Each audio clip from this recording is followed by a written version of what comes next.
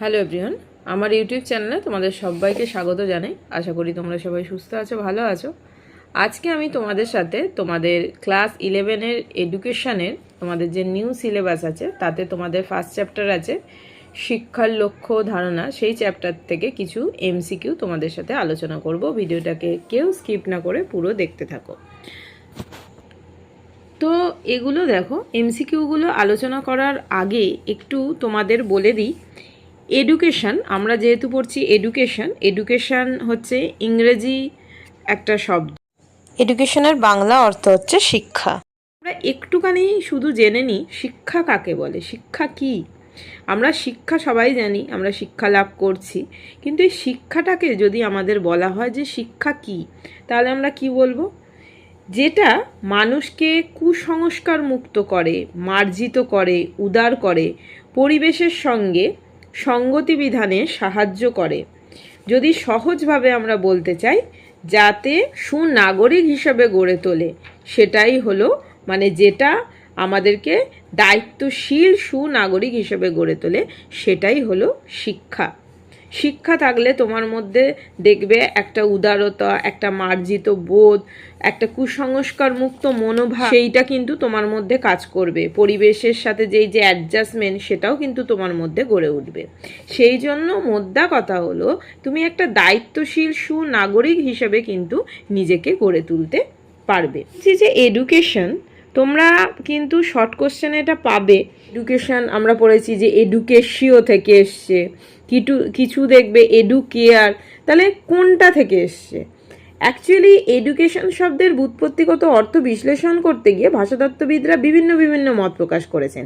এই মতামতকে মোটামুটি আমরা 4টি ভাগে কিন্তু আলোচনা করতে পারি। প্রথম মতটা হচ্ছে এই যে এডুকেশন, দ্বারাও একটুখানি আমি লিখে দিই স্পেলিংটা, তাহলে তোমাদের বুঝতে সুবিধা হবে। দেখো, আমরা যেটা পড়ছি সেটা হচ্ছে এডুকেশন, যার বাংলা অর্থ হচ্ছে শিক্ষা। তো এই স্পেলিংটা আমরা সবাই জানি, এটা দেখেই দেখো আমরা পরেরগুলো মনে রাখবো, তাহলে আমাদের সুবিধা হবে। তো এডুকেশন একটা ইংরেজি শব্দ, এবার এটা এসছে কিন্তু ল্যাটিন শব্দ। তোমাদের বললাম যে 4টে মত আছে, তাহলে প্রথম যেটা সেটা হচ্ছে এডুকেশিও। দেখো, প্রথম যে মত সেটা এডুকেশিও। আমরা এডুকেশন জানি, এনটা শুধু লিখিনি, দেখো এখানে লিখেছি এডুকেশিও থেকে। তাহলে এডুকেশিও আবার দুটো শব্দের সংমিশ্রণে কিন্তু তৈরি হয়েছে। কি? একটা হচ্ছে হচ্ছে ডুকো। এবার এর অর্থ কি? এই এর অর্থ হচ্ছে থেকে। আর এই যে ডুকো আছে, ডুকোর অর্থ হচ্ছে অন্তর্নিহিত, ভেতরের কোনো কিছুকে প্রকাশ করা। তাহলে এই যদি মতটাকে আমরা করি যে এডুকেশন প্রথম মত অনুযায়ী কোথা থেকে এসছে, তাহলে আমরা কি বলবো? যে এডুকেশিও। এবার এই এডুকেশিওর অর্থ কি? যে শিশুর মধ্যে লুকিয়ে থাকা সম্ভাবনাগুলি প্রকাশিত করতে সাহায্য করা। তাহলে আমরা এটা একটা পেলাম, এর মানেটা কি সেটাও আমরা বুঝতে পারলাম। তারপরে দেখো 2 নম্বর মতটা, তাহলে আমাদের কি প্রথমটা আমরা জানলাম, ওইখানে স্পেলিং দেখেই আমাদের হয়ে গেল, মনে রাখতে পারবো। তারপরেরটাও অনেক সোজা, আমরা এডুকেশিও পড়েছি। এবার আমরা কি লিখবো? এত অবধি লিখছি, তারপরেরটাও লিখছি। দেখো কেয়ার, এত অবধি আমাদের এক থাকছে। কেয়ার আমরা সবাই জানি, এডুকেয়ার, এটা আমরা মোটামুটি সবাই জানি, এর মানেটাও আমরা জানি। এডুকেয়ার মানে হচ্ছে লালন পালন করা। তাহলে এডুকেয়ারের মানে কি? এডুকেয়ারের মানে হচ্ছে লালন পালন করা। এটার মানেও আমরা বুঝে গেলাম। তারপরে তৃতীয় যে মতটা, সেটা হচ্ছে এইটাই আমরা মনে রাখবো, এডুকেয়ার। এটা আমরা যদি মনে রাখি, এর জায়গায় শুধু আমাদের স্পেলিংয়ের ক্ষেত্রে দেখো, এখানে CA আছে, এখানে হয়ে যাবে এখানে হয়ে যাবে এডুশিয়ার, CERE, এখানে হয়ে যাচ্ছে এডু। শুধু এই এটা আমরা না লিখে এখানে আমরা কি লিখছি? এখানে আমরা লিখছি। এর মানেটা কি? এর মানে হচ্ছে কোনো কিছু নির্দেশ দান করা, প্রকাশ করা।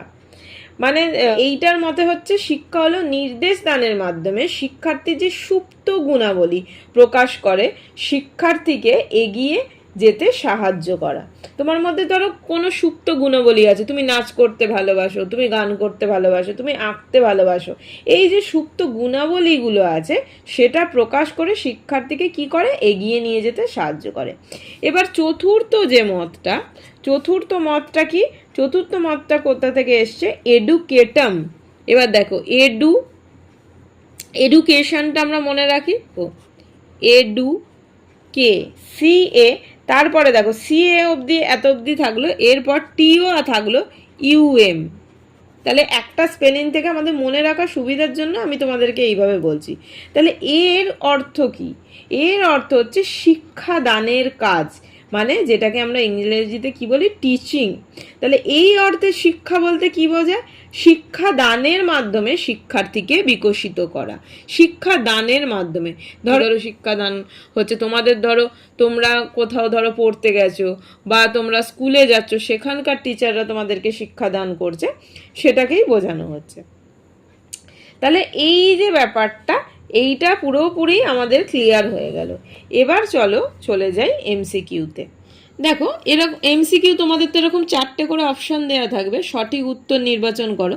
এখানে বলছে শিক্ষার নির্ধারণে সবচেয়ে গুরুত্বপূর্ণ ভূমিকা হলো, শিক্ষার লক্ষ্য নির্ধারণে সবচেয়ে গুরুত্বপূর্ণ ভূমিকা কি, 4টে আমাদের অপশান দেওয়া আছে। দার্শনিকদের এ অপশান দেওয়া আছে, এখানে বিতে মনস্তত্ত্ববিদদের, সিতে সামাজিক সংস্কারদের, আর ডিতে আছে রাজনৈতিক নেতাদের। তাহলে এখানে আমাদের কি হবে, আমরা জানি যে দার্শনিকদের, এখানে অপশান এতে আমরা টিক দেব। তারপরে দেখো তোমরা এটা লিখেও নিতে পারো, সঠিকটা তোমরা খাতার মধ্যে লিখে নিতে পারো। আমি এখানে যেহেতু এমসিকিউগুলো 4টে দেওয়া আছে, আমি এখানে টিক দিয়ে দিচ্ছি। ভাববাদীদের মতে জীবাত্মা হলো, ভাববাদীদের মতে জীবাত্মা কি, এখানে আছে দেখো পরমাত্মার অংশ, বিতে আছে মানুষের জীবন, সিতে আছে দর্শনগ্রাহ্য নয় এমন বস্তু, ডিতে আছে মানবদেহের অংশ। এখানে কি হবে, এখানে হবে অপশান এ পরমাত্মার অংশ। তারপরে আছে দেখো বৈদিক যুগে আত্মতত্ত্ব লাভের জন্য যে শিক্ষা প্রচলিত ছিল তাকে বলে, তাকে কি বলে, বৈদিক যুগে আত্মতত্ত্ব লাভের জন্য যে শিক্ষা প্রচলিত ছিল তাকে অপশান এতে আছে দেখো পরাবিদ্যা, বিতে আছে অপরাবিদ্যা, সিতে আছে কলনবিদ্যা, ডিতে আছে অবকলন বিদ্যা। তাহলে আমাদের এখানে কি হবে, পরাবিদ্যা। দেখো বৈদিক যুগে পার্থিব জ্ঞান লাভের জন্য যে শিক্ষা প্রচলিত ছিল তাকে বলে। তাহলে বৈদিক যুগে পার্থিব জ্ঞান লাভের জন্য যে শিক্ষা প্রচলিত ছিল তাকে কি বলে, আছে দেখো পরাবিদ্যা, তারপরে আছে অপরাবিদ্যা, কলনবিদ্যা, ডিতে আছে অবকলন বিদ্যা। এখানে যেটা হবে সেটা কি হবে, অপশন বি অপরাবিদ্যা। বৈদিক যুগে আত্মতত্ত্ব লাভের জন্য যে শিক্ষা প্রচলিত ছিল তাকে আমরা বলি পরাবিদ্যা, আর বৈদিক যুগে পার্থিব জ্ঞান লাভের জন্য যে শিক্ষা প্রচলিত ছিল তাকে আমরা কিন্তু বলি অপরাবিদ্যা। তাহলে আমাদের হয়ে গেল অপশন বি। তারপরে দেখো এখানে আছে কোটেশনের মধ্যে লেখা আছে ভবিষ্যতের পরিপূর্ণ জীবনযাপনের জন্য প্রস্তুতি নেওয়াই শিক্ষার একমাত্র লক্ষ্য হওয়া উচিত। এই উক্তিটি কার, এই কথাটা কে বলেছেন, এই কথাটা বলেছেন হারবার্ট স্পেন্সারের মত এটা, ঠিক আছে, হারবার্ট স্পেন্সার। তারপরে দেখো 6-এ কি আছে, শিক্ষার লক্ষ্য পরিবর্তনশীল, কারণ শিক্ষার লক্ষ্য যে পরিবর্তনশীল তার কারণ কি, এ অপশানে আছে শিক্ষক পরিবর্তনশীল, বিতে আছে শিক্ষার্থী পরিবর্তনশীল, তারপরে সিতে আছে জ্ঞান পরিবর্তনশীল, ডিতে আছে সমাজ পরিবর্তনশীল। তাহলে এখানে সঠিক উত্তরটা কি হবে, অপশন সি জ্ঞান পরিবর্তনশীল। সাথে আছে দেখো জীবনব্যাপী শিক্ষার লক্ষ্য হলো, জীবনব্যাপী শিক্ষার লক্ষ্য কি, অপশন এ দেখো ধারাবাহিকভাবে জ্ঞানার্জন, বিতে দেখো জ্ঞান ও দক্ষতার পুনর্বিকরণ, সিতে দেখো জ্ঞানকে সাম্প্রতিকতম করা, আর ডিতে আছে ওপরের সবগুলো। এটা কিন্তু আমাদের ওপরের সবগুলোই হবে, কেননা জীবনব্যাপী শিক্ষার লক্ষ্য কিন্তু এই প্রত্যেকটাকেই বোঝায়, সেই জন্য আমাদের হয়ে যাবে ওপরের সবগুলো, অপশন ডি।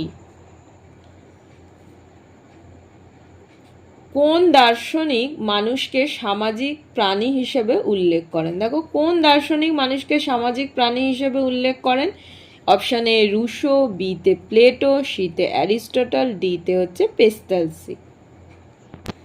তাহলে আমাদের এখানে অপশান কি হয়ে যাবে, ডি। তারপরে দেখো ভাববাদীদের মতে জীবাত্মা কার অংশ? ভাববাদীদের মতে জীবাত্মা কার অংশ?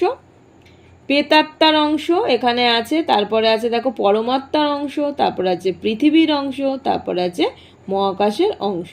তাহলে এখানে আমাদের হয়ে যাবে কিন্তু পরমাত্মার অংশ। তাহলে আমাদের এখানে অপশান কি হয়ে যাবে? বি। তারপরে দেখো লক্ষ্য সামনে রেখে কাজ করাই বুদ্ধিমানের কাজ, এই উক্তিটি কার? তাহলে লক্ষ্য সামনে রেখে কাজ করাই বুদ্ধিমানের কাজ, এই উক্তিটি কার? জন ডিউয়ের, তারপরে আছে দেখো জন অ্যাডামসের, তারপরে আছে জন রুশোর, তারপরে আছে জন পেস্টালসির। এটাও আমাদের অপশন ডি। তারপরে দেখো সাবিদ্যা যা বিমুক্তয়ে কথাটির অর্থ কি? তাহলে এখানে কি আছে? যা মানুষকে মুক্তি লাভে সহায়তা করে তাই বিদ্যা। অপশন বিতে আছে যা মানুষকে মুক্তি ও জ্ঞান দেয়। অপশন সিতে আছে যা মানুষকে মুক্তি ও শক্তি যোগায়। অপশন ডি যা মানুষকে অন্ধকার থেকে আলোয় নিয়ে যায়। তাহলে এখানে কি হবে? আমাদের অপশন এ যা মুক্তি লাভে সহায়তা করে তাই বিদ্যা। দেখো 12-এ কি আছে? বৈদিক যুগে পার্থিব জ্ঞান লাভের শিক্ষাকে কি বলা হতো? বৈদিক যুগে পার্থিব জ্ঞান লাভের শিক্ষাকে কি বলা হতো? গুরুবিদ্যা। Option A. অপশন বি হচ্ছে ধর্মবিদ্যা। অপশন সি পরাবিদ্যা। অপশন ডি হচ্ছে অপরাবিদ্যা। তাহলে এটা আমাদের কি হবে? এটা আগেও বলেছি, এটা হচ্ছে অপরাবিদ্যা। পার্থিব জ্ঞান লাভ যেটা হচ্ছে সেটা হচ্ছে অপরাবিদ্যা। আজকে আমি তোমাদের সাথে এমসিকিউ 12টাই আলোচনা করলাম। নেক্সট ভিডিওতে আমি তোমাদের সাথে আরও এমসিকিউ নিয়ে আলোচনা করব। Thanks for watching. সবাই খুব ভালো থেকো, সুস্থ থেকো, টাটা।